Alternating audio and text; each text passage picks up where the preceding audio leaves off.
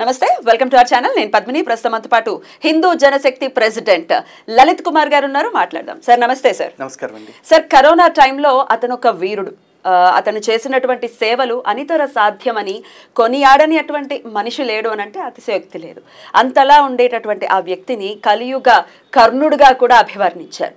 Cut చేస్తే damn it కథ అడ్డం తిరిగింది అన్న రీతిలో ఆయన చేసిన ఒకే ఒక వ్యాఖ్య ఇప్పుడు దేశమంతా కూడా సంచలనంగా మారింది.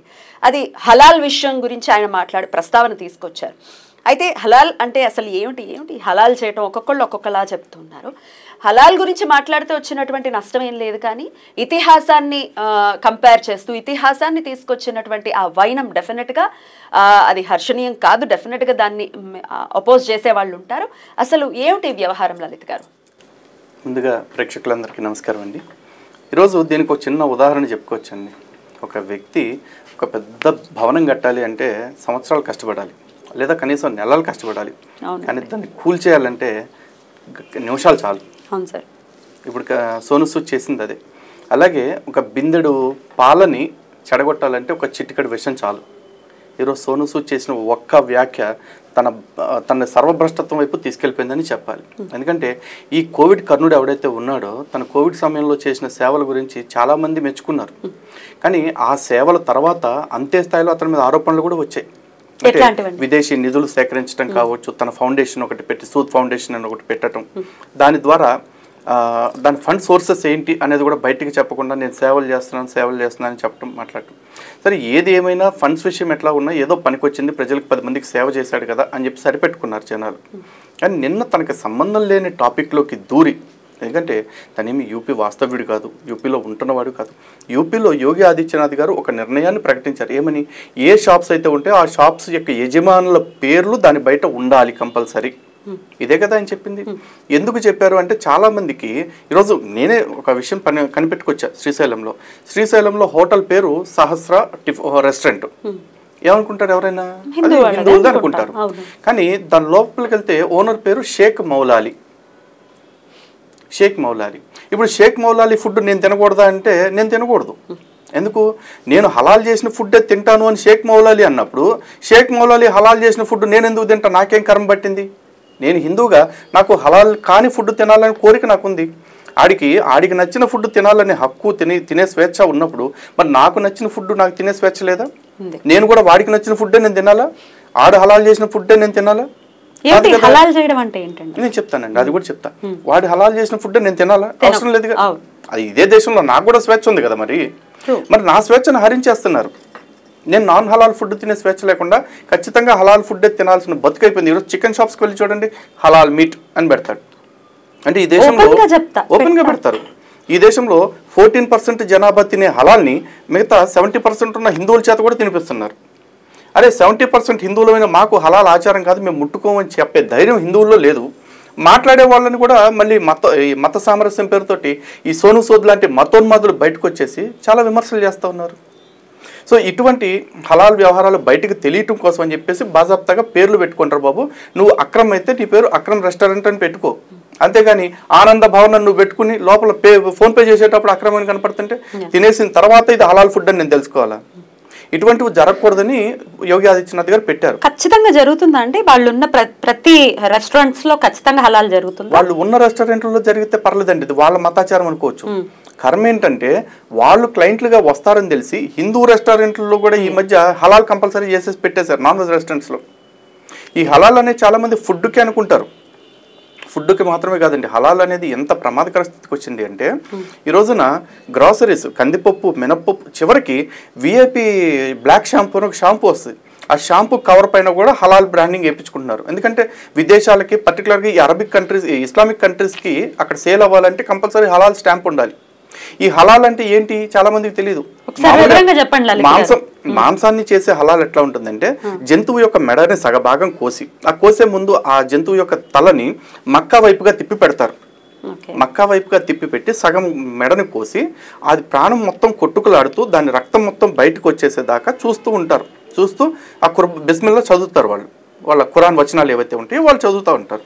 అది పూర్తిగా చనిపోయిన తర్వాత రక్తం మొత్తం బయటకు వచ్చేసిన తర్వాత రక్తం పాత్రలోకి పట్టకుండా నేల మీద పోయాక దాన్ని అప్పుడు మొత్తం బొచ్చు బీకి లేకపోతే చర్మం బీకేసి దాన్ని మాంసం కొడతా ఉంటారు. దీన్ని హలాల్ అని చెప్పేసి అంటారు. హలాల్ అంటే ఏమిటి అంటే ఖురాన్ ప్రకారం ఆమోదించబడినది, అనుమతించబడినది. ఎవరి చేత అనుమతించబడింది అంటే వాళ్ళ దేవుడు ఎవరైతే ఉన్నాడో అతని చేత. మరి దీనికి విరుద్ధమైనది ఏంటి? హలాల్ చేయకుండా ఉన్న ప్రతిదీ కూడా హరాం అంటే నిషేధించబడింది, విసర్జించబడింది అని చెప్పేసి అర్థం. అంటే మనం తినే ప్రతిదీ ఏదైతే ఉందో ముస్లింలకి హరాం, ఎందుకంటే మనం హలాల్ చేయం కదా. ఈ కర్మ ఎట్లా వచ్చిందంటే చివరికి మనం ఎంతో భక్తి శ్రద్ధలతో పోలేరమ్మకో లేకపోతే పోచమ్మకో మైసమ్మకో ఎల్లమ్మ తల్లికో మనం పెట్టుకునే మాంసాన్ని కూడా గుళ్ళోకి వచ్చి హలాల్ చేసి వెళ్తా ఉన్నారు వీళ్ళు. ప్రతి దేవాలయంలో జరుగుతుందండి ఇది. చాలామంది హిందువులకి తెలియక హలాల్ అంటే ఏదో పవిత్రమైన ఆచారం అనుకుని మాకు హలాల్ చేయకుండా పెట్టడం ఆనవాయితీ లేదండి, హలాల్ చేసే పెడతాం అంటున్నారు. నిజానికి మనం ఇంట్లో ప్రసాదం చేసేటప్పుడు పాయసం, పులిహోర, పొంగలో పిల్లోళ్ళు వచ్చేసి నాకు కొంచెం పెట్టు అంటే తప్పు నాన్న, స్వామికి నైవేద్యం పెట్టాక పెడతాము, అప్పటిదాకా ఎంగిల్ చేయకూడదు అంటారు. మరి ఆల్రెడీ హలాల్ అంటే ఏంటి? వాళ్ళ దేవుడికి అనుమతి తీసుకుని సమర్పించుకున్న దాన్ని నువ్వు తీసుకొచ్చి మీ అమ్మవారికి మళ్ళీ ఎంగిల్ పెడుతున్నావు. నువ్వు బయటకు వచ్చి మాత్రం ఇంత పెద్ద బొట్లు పెడతావు, ఇంతంత పసుపు రాసుకుంటావు. ఎందుకు మరి? ఇంకా ఎంగిల్ భోజనం అమ్మవారికి పెట్టేటప్పుడు నువ్వు భక్తుడిని చెప్పుకో మాకు. ఇది ఒక రకమైన హలాల్. చెప్తానండి అది కూడా. ఇప్పుడు ఇంకొక రకమైనది ఉంది, అదేంటంటే వస్తువుల యొక్క హలాల్. కందిపప్పు, మినప్పప్పు, జీడిపప్పు, ఏ పప్పు అయినా సరే, ఏ వస్తువులైనా సరే, చివరికి కాస్మెటిక్స్ కూడా, ఇవన్నీ కూడా హలాల్ చేయటం. ఈ హలాల్ సర్టిఫికేషన్ చేయించుకునేటప్పుడు వాళ్ళు ఇవ్వాల్సింది ఏంటంటే ఈ పని స్టార్టింగ్ నుంచి మళ్ళీ ఎండ్ యూజర్ దాకా చేరేదాకా కూడా ప్రతి పనిలో కూడా ఇంత పర్సెంటేజ్ ఆఫ్ ముస్లిం ఉద్యోగస్తులు పనిచేశారు అని చెప్పేసి అప్రూవల్ తీసుకోవటం. దానికి ఇప్పుడు నాన్ వెజ్ లో అంటే బ్లడ్ ఉంటుంది, కందిపప్పుల్లో మినపప్పుల్లో వీళ్ళు ఏముండదండి, హలాల్ స్టాంప్ ఇస్తారు. ఆ హలాల్ స్టాంపింగ్ ఇచ్చినందుకు జమాతే ఇస్లామీ హింద్ అనే ఆర్గనైజేషన్, అట్లాంటి ఇంకో 2 ఆర్గనైజేషన్స్ ఉన్నాయి ఇండియాలో. వాళ్ళకి ప్రతి సర్టిఫికేషన్ కి, ఇప్పుడు హల్దీరామ్స్ లో ఉంది, హల్దీరామ్స్ లో ఒక మూంగ్ దాల్ ప్యాకెట్ కి సర్టిఫికేషన్ ఇవ్వాలనుకోండి, మూంగ్ దాల్ ప్యాకెట్ గాను ప్రతి సంవత్సరం వాళ్ళు 25,000 రూపాయల అసోసియేషన్ కట్టాలి. ఇలా ఈ హలాల్ మార్కెట్ వరల్డ్ వైడ్గా జరుగుతుంది. ఎంత అంటే $2.5 ట్రిలియన్. $2.5 ట్రిలియన్ అంటే ఇండియన్ ఎకానమీతో ఈక్వల్గా హలాల్ మార్కెట్ అనేది నడుస్తూ ఉంది. ఈ డబ్బంతా దేనికి వాడుతున్నారు? ఎవరైతే తీవ్రవాదులు భారతదేశం మీద దాడులు చేస్తారో అట్లాంటి వాళ్ళకి న్యాయ సహాయం అందించడం కోసం వాడుతున్నారు. ఈ హలాల్ డబ్బులు ప్రపంచవ్యాప్తంగా తీవ్రవాదం పెంచి పోషించడానికి వాడుతున్నారని చెప్పి గూగుల్లో చాలా చోట్ల మనకి సోర్సెస్ దొరుకుతున్నాయి. మరి ఈ హలాల్ ఇంత మాఫియా నడుస్తున్నప్పుడు దీన్ని అడ్డుకట్ట వేయరాక, లేదంటే ఓ పని చేయండి, ఈ హలాల్ స్టాంపింగ్ దాని ద్వారా వచ్చే రెవెన్యూ ఏదైతే ఉందో డైరెక్ట్ గవర్నమెంట్కి ఇవ్వండి, గవర్నమెంట్ హలాల్ సర్టిఫికేషన్ ఇస్తుంది. అట్లా చేయరు, వాళ్ళ మత సంస్థల ఆధ్వర్యంలోనే జరగాలి, వాటికే డబ్బులు ఇవ్వాలి. జమాతే ఇస్లామీ హింద్ మీకు ఆ సంస్థ గతంలో హైదరాబాద్ బాంబు పేలుళ్ల కేసులో అరెస్ట్ అయిన వాళ్ళకి తీవ్రవాదులకు న్యాయ సహాయం అందించింది. ఇదే దరిద్రం అనుకుంటే ఇప్పుడు కేరళలో కొత్తగా హలాల్ వెంచర్స్, రియల్ ఎస్టేట్ వెంచర్స్. ఇప్పుడు హైదరాబాద్లో ఉన్న ఫేమస్ మాల్స్ ఏవైతే ఉన్నాయో ఆల్మోస్ట్ ప్రతి మాల్ హలాల్ మాల్. అంటే హలాల్ మాల్ అంటే దాంట్లో ఒక ప్రేయర్ హాల్ కంపల్సరీ ఉంటుంది. ఆ ప్రేయర్ హాల్ మక్కా డైరెక్షన్లోకి ఫేసింగ్ చేస్తూ ఉంటుంది. ఇలా హలాల్ హాస్పిటల్స్ ఉన్నాయండి. మన హైదరాబాద్లో ఉన్న ప్రఖ్యాత హాస్పిటల్ ఒకటి ఖైరతాబాద్లోది హలాల్ హాస్పిటల్. ఈ హలాల్ సర్టిఫికేషన్ అనేది ఎంత ప్రమాదకరంగా మారిందో చూడండి. ఇవన్నీ ఒక ఎత్తు అయితే ఇంకొక మార్గం ఉంది హలాల్లో. అదేంటి అంటే ముస్లిమ్స్ ఎవరిని అడిగినా ఇది మా మత గ్రంథంలో లేదు అంటారు. మత గ్రంథంలో ఉందో లేదో మాకెందుకు, బయట ప్రాక్టీస్ అయితే చేస్తున్నారు. ఏంటిది? ఏ వంట వండినా సరే దాని దగ్గరికి వెళ్ళి తుప్పుకు కానీ ఉమ్మటం. చివరికి ఫ్రూట్స్ అమ్మేటప్పుడు కూడా ఆ ఫ్రూట్స్ అన్నిటి మీద నిన్న వీడియోస్ చూపిస్తాను మీకు కావాలంటే. ఆ ఫ్రూట్ వెండర్ ఎవరైతే ఉంటాడో ఫ్రూట్స్ అన్ని ప్యాకింగ్ చేయించే ముందు మొత్తం వాడు నీళ్లు పోసుకోవటం, ఉమ్మటం వాటి మీద. వాడు ఉమ్మింది ప్రపంచంలో ఉన్న ప్రతి ఒక్కడూ తినాలంటాడు. ప్రపంచం గురించి వదిలేంటి, ప్రస్తుతం భారతదేశంలో చూద్దాం. ఇక పానీపూరీలు అమ్మేవాళ్ళు ఉమ్మి చేయటం, వంటలు చేసేటప్పుడు కొంత తీసి ఉమ్మి దానిలో మళ్ళీ తిప్పి కలపటం, ఇవన్నీ చాలామంది చూస్తున్నారు కదా. ఇవన్నీ ఈరోజు మీరు నేను పుట్టించినవి కాదుగా, ఇవైతే వీడియోస్ చాలా కోవిడ్ తర్వాతే కదా బయటకు వచ్చింది. అంతెందుకు, కోవిడ్ తర్వాత ఎక్స్ట్రీమ్ కోవిడ్ క్యారియర్స్ కింద గుర్తింపు వచ్చింది ఎవరికండి? మర్కజ్ ప్రార్థనలకు వెళ్ళి బయటకు వచ్చిన వాళ్ళతోనే కదా స్ప్రెడ్ ఎక్కువైంది. స్ప్రెడర్స్ వాళ్ళే కదా కోవిడ్ క్యారియర్స్ అప్పుడు. మరి ఇదంతా ఎట్లా జరిగింది? కోవిడ్ టైంలో చాలామంది చివరికి మాస్కులు పెట్టుకోమన్నారు, ప్రతి ఒక్కరిని సోషల్ డిస్టెన్సింగ్ పాటించమన్నారు. ఎందుకు? మనుషులు మాట్లాడేటప్పుడు వీళ్ళ ఉమ్ము తుంపర్లు కానీ లేకపోతే వీళ్ళ శ్వాస నుంచి వచ్చే క్రిములు కానీ ఎదుటి వాళ్ళని ఈ జబ్బుకి ఎఫెక్ట్ చేస్తాయి అని చెప్పేసి. అంతేగా ఈ ఒక గాలి విషయంలోనూ తుంపర్ల విషయంలోనూ అంత ఉన్నప్పుడు మరి ఉమ్ము బ్యాచ్ల విషయంలో జాగ్రత్తగా ఉండమని ఎవరైనా చెప్పరా? ఆ బాధ్యతతోటి యోగి ఆదిత్యనాథ్ గారు పేర్లు ఎవరి వాళ్ళు పెట్టుకోండి, తెలిసేలాగా పెట్టండి. అక్కడ ఎవరిని నిషేధించలా. హిందువులు మీరు ఆ షాపులు వెళ్ళొద్దు, ముస్లిం షాపులకి నిషేధించలా. మీరు పేర్లు మార్చుకుని క్లియర్గా పెట్టుకోండి. నచ్చినోడు వస్తాడు, మోసపోయి రాడు ఎవడు కూడా. ఇది మన హిందూ షాపే కదా అని మోసపోయి ఎవడు రాడు. అంతే. ఆ ట్రాన్స్పరెన్సీ కోసం ఆయన పర్మిషన్ తెచ్చారు. మరి సోను సూద్ ఇవన్నీ ఇన్ని ఆస్పెక్ట్స్ ఉండగా ఇట్లా మాట్లాడటం, ఆ వ్యాఖ్యలు అలా పోస్ట్ ఒకటి పెట్టడాన్ని ఎలా చూడొచ్చు? అదే అండి.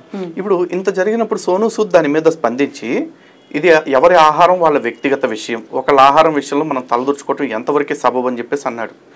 వాడి ఆహారం వాడు తింటున్నాడు, వాడి ఆహారం నీకు నచ్చితే నువ్వు కూడా తిను, వాడితో ఉమ్మించుకుని తిను, లేకపోతే ఉచ్చబోయించుకుని తిను, మాకు అభ్యంతరం లేదు. ఎందుకంటే నీకు అది నచ్చింది అంటున్నావు కాబట్టి. నీకు అదే కాదు ఇంకా బాగా నచ్చిందంటే వాడితో వాంతి చేయించుకుని నువ్వు నీ కుటుంబ సభ్యులు కలుపుకుని తినండి. నా మాట కొంచెం ఇబ్బందిగా ఉండొచ్చు, బట్ రియాలిటీ అండి. ఎందుకంటే అతను ఒక సెలబ్రిటీ స్థాయిలో ఉండి ఎక్కువ మందిని ఇన్ఫ్లుయెన్స్ చేసే స్థితిలో ఉండి అతను ఇంత నీచంగా మాట్లాడితే దాన్ని ఏమనాలి నేను?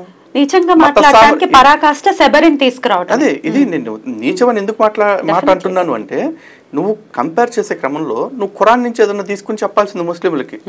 అట్లా చెప్పాలా? హిందూ ఇతిహాసాల్లో నుంచి, అది కూడా మూల గ్రంథాల్లో లేని ఒక సందర్భాన్ని తీసుకొచ్చి ఎవరో ఒక వ్యక్తి అడిగాడు, ఇలా ఉమ్ముతున్న వీడియో పంపించి సోను సూద్ గారు మీరు ఇట్లాంటి ఫుడ్ తింటారా అంటే తప్పేముంది అన్నాడా? దానిలో ట్వీట్లో అతను చెప్పిన కామెంట్ ఇది.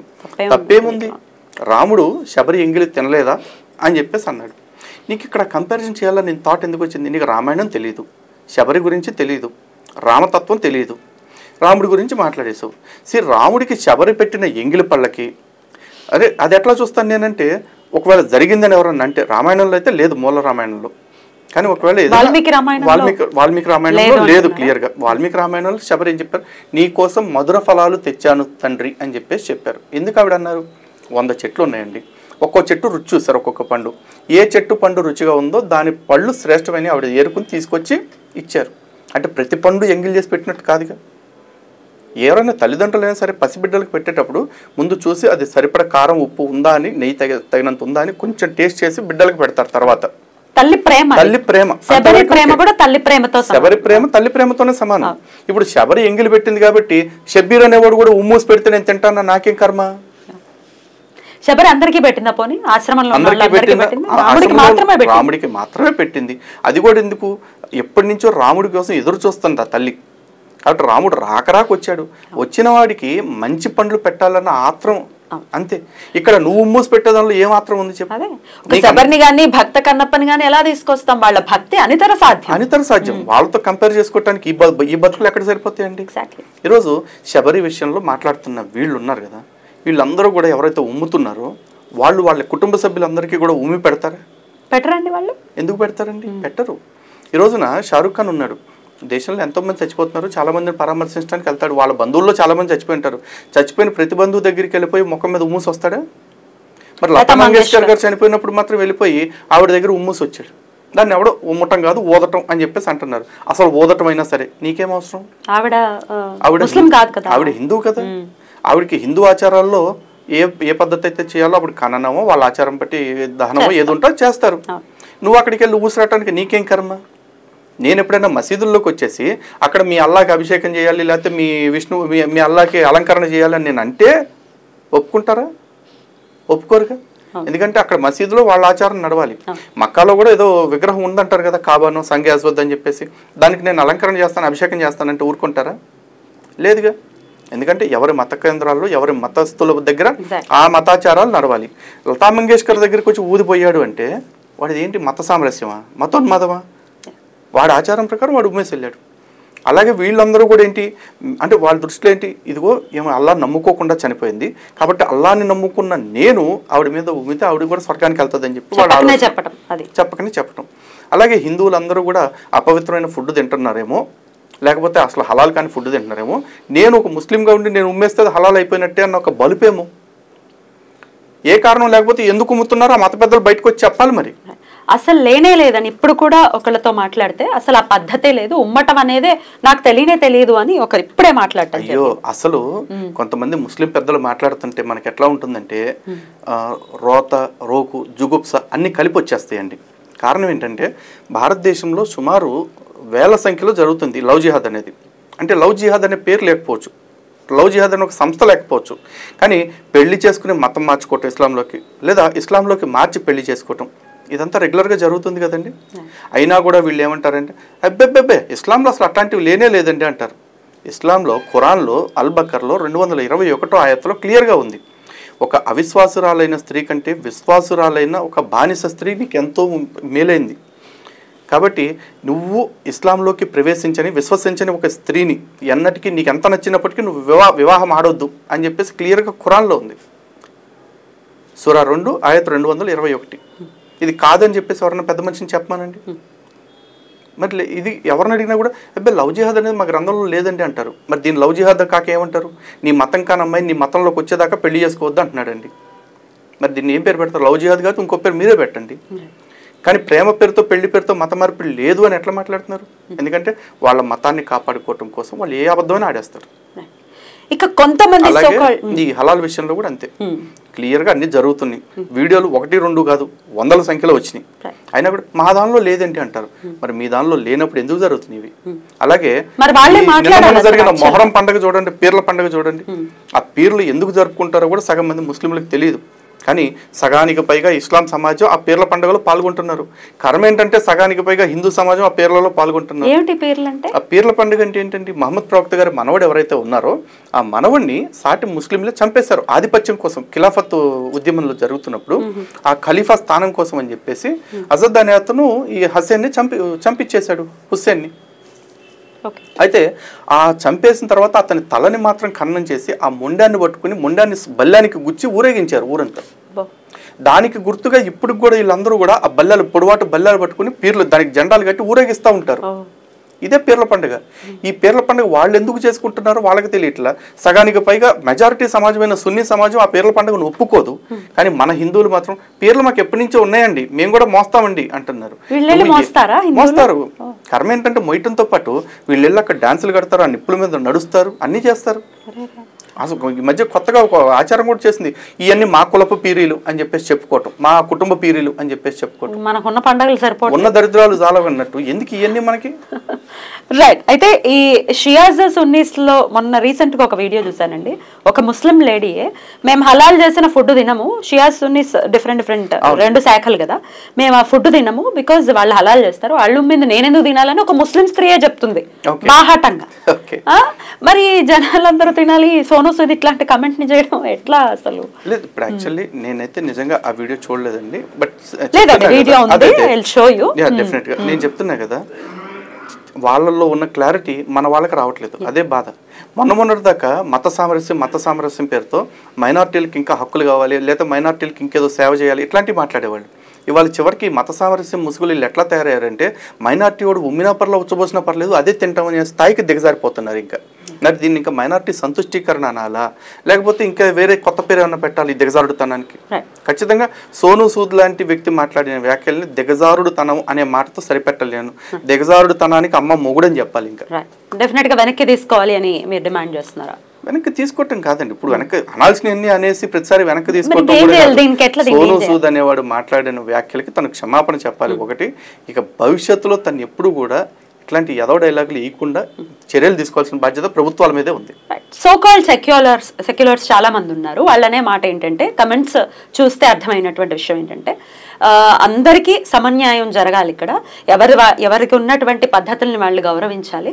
సోను సూద్ చెప్పాడా ఇంకో వాడు చెప్పాడా కాదు, అని చెప్పింది కరెక్టే అంటూ సపోర్ట్ చేయటము. ఈ సో కాల్డ్ హిందువులనాలా, హిందూలే మళ్ళీ వాళ్ళ పేర్లన్నీ హిందూ పేర్లే. సెక్యులర్ అనేవాడు హిందువుల్లోనే ఉంటాడండి. ముస్లింల్లో క్రైస్తవుల్లో సెక్యులర్ అనేవాడు. ఒకవేళ సెక్యులర్ అని వాళ్ళ పేరు పెట్టుకుంటే వాళ్ళని ఇస్లాం నుంచి బాయ్కట్ చేసినట్లే. ఎందుకంటే అబ్దుల్ కలాం గారు ఉన్నారు, అబ్దుల్ కలాం గారిని నేను ముస్లింగానే పరిగణించను అని చెప్పేసి అసదుద్దీన్ ఓవైసీ స్టేట్మెంట్ ఇచ్చాడు. ఎందుకు ఇచ్చాడు?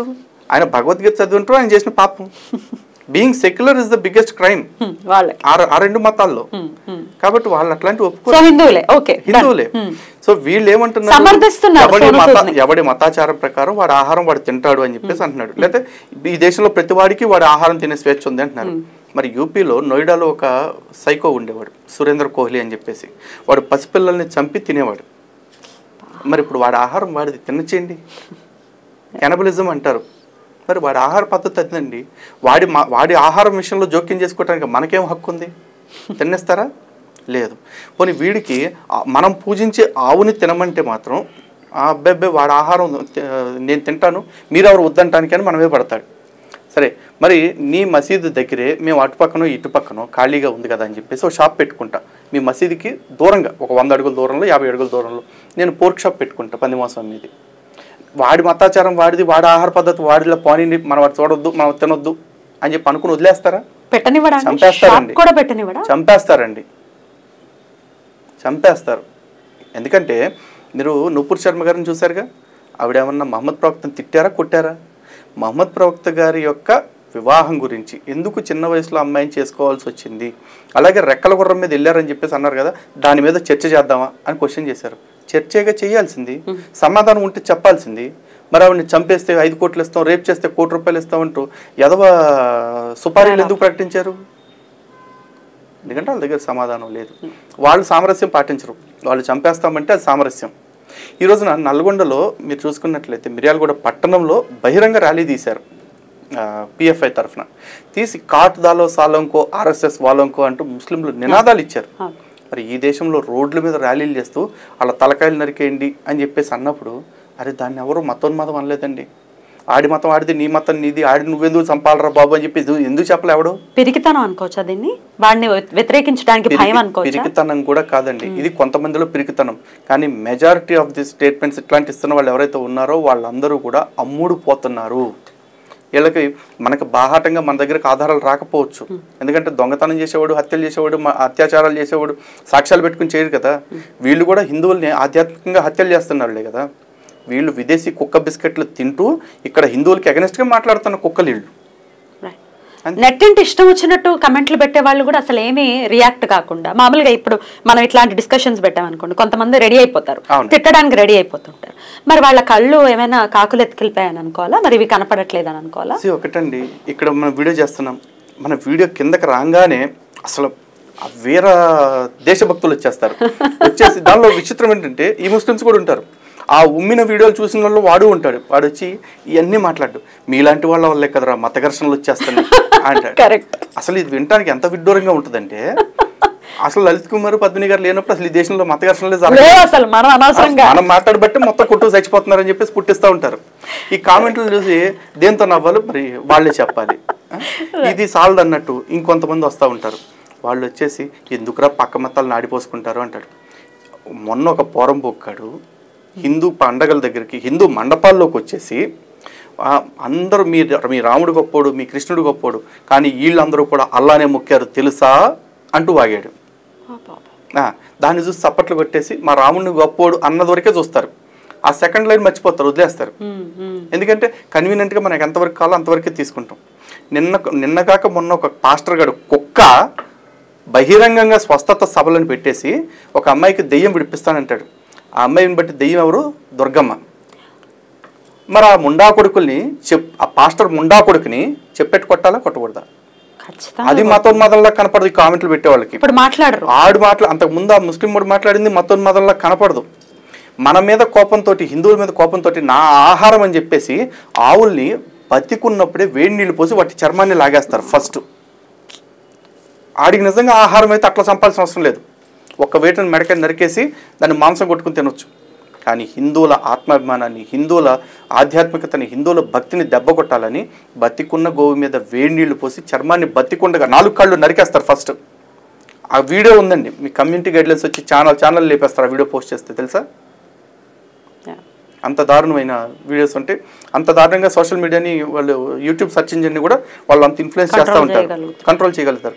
ఇది కాకుండా నిన్న మొన్న ఒకడు నాస్తికుడిని అని చెప్పుకునే ఒక ఊరకొక్క వెంకటేశ్వర స్వామి ఏందయ్యా వీళ్ళు నిద్రపోమంటే నిద్రపోతాడు, సుప్రభాతం పౌళింపు సేవ పాడితే మేల్కొల్పు సుప్రభాతం పాడంగానే లెగమంటే లెగుస్తాడు. అవి కూడా బూతులు. అడేమన్నా దేవుడు అంటే ఇక్కడ బామ్మర్ది అనుకుంటున్నాడా అని చెప్పి మాట్లాడతాడు. ఆ కుక్కకి, ఈ కుక్కల కొడుకులకి ఎప్పటికి అర్థమవుతుంది భగవంతుడు భక్త సులభుడు. భగవంతుడు తను ఎంత ప్రపంచమంతా ఆక్రమించి ఉన్నా కూడా బిడ్డ దగ్గర తను ఒక తండ్రిలాగే ఉంటాడు.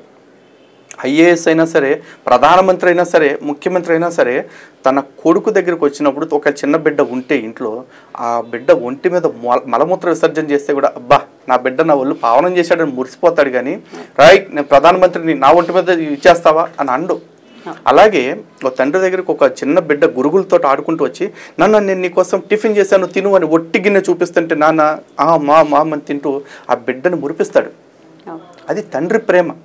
భగవంతుడు ఉన్నాడని, ఆ భగవంతుడు మన కాపాడటానికి కలియుగంలో వచ్చాడని చెప్పేసి మనం నమ్ముతున్నాం. ఆ తండ్రితోటి మనం సుప్రభాతం అంటే లేస్తానంటాడు, పౌర్ణమి సేవ అంటే పడుకుంటానంటాడు. నిజంగా పడుకుంటాడా? నిజంగా పడుకునే తత్వం దేవుడిది కాదు. కానీ భక్తుడిని గెలిపించడానికి భగవంతుడు ఎన్ని మెట్లైనా దిగుతాడు. అది సనాతన ధర్మంలో మాత్రమే ఉంది. ఏ పాషండ మతస్థుడినైనా చెప్తున్నా, దేవుడు అక్కడ కాకుండా ఈ భూమి మీద నీ చుట్టుపక్కల ఎక్కడన్నా ఉన్నాడు అని చెప్పేసి ఒక్క లైన్లో చూపించమనండి. ఈ ముండలకి చేత కాదు, చేసుకునే వాళ్ళని చూస్తే ఓరవలేరు. ఏం బతికిది? ఈ ఏవి మతోన్మాదంలాగా కనపడిన వెధవలకి మన మాటలు మాత్రమే మతోన్మాదంలా కనిపిస్తాయి.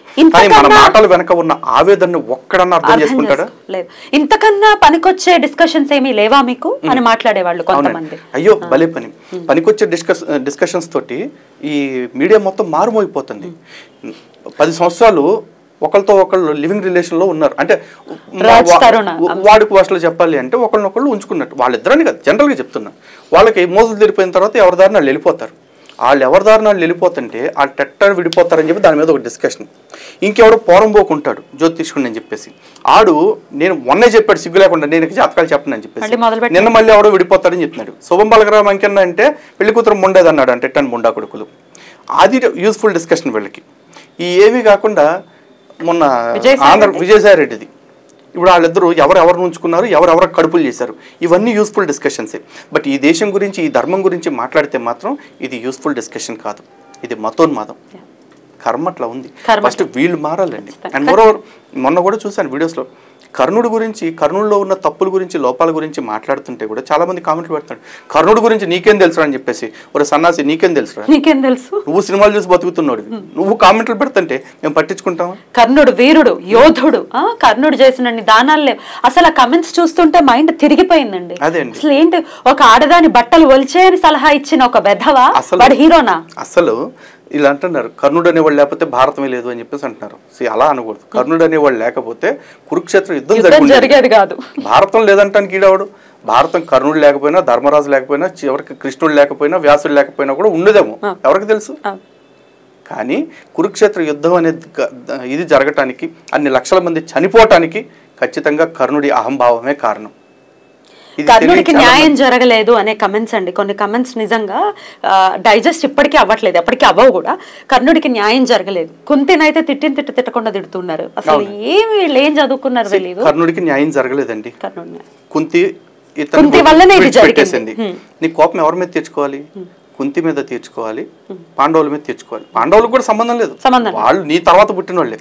కానీ అన్యం పుణ్యం తెలియని ద్రౌపదిని ఎందుకు బట్టలు ఇప్పమన్నాడు? దాని గురించి ఎవడు మాట్లాడ్డా? అంటే వీడికి చిన్న కష్టం వచ్చింది కాబట్టి వీడు ఊళ్ళో వాళ్ళందరినీ కష్టపెట్టేస్తాడు.